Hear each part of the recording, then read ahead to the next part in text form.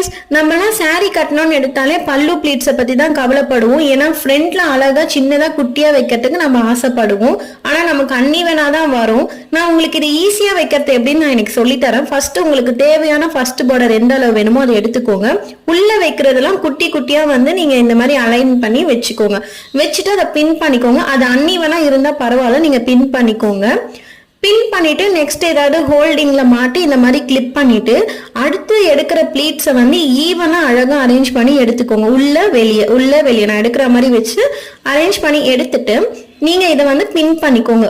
ஒரு வாட்டி சாரியை நல்லா பெர்ஃபெக்டா பார்த்துட்டு பின் பண்ணிட்டு நெக்ஸ்ட் இப்போ இந்த பின் பண்ணல அந்த பார்ட்டை ஹோல்ட் பண்ணிட்டு ஃபர்ஸ்ட் வச்ச பார்ட்டை எடுத்து விட்டுட்டு நம்ம ஈவனா பண்ணதை ஃபாலோ பண்ணி இங்க கீழே நீங்க ஃபர்ஸ்ட் ப்ளீட்டை வச்சிங்கன்னா அது அழகா வந்து அரேஞ்ச் ஆயிடும். இதை ஃபாலோ பண்ணி நீங்க எல்லா ப்ளீட்டுமே வச்சுக்கலாம். அவ்வளவுதான். இது ரொம்ப சிம்பிள் தான். வீடியோ பிடிச்சிருந்தா லைக் பண்ணிடுங்க.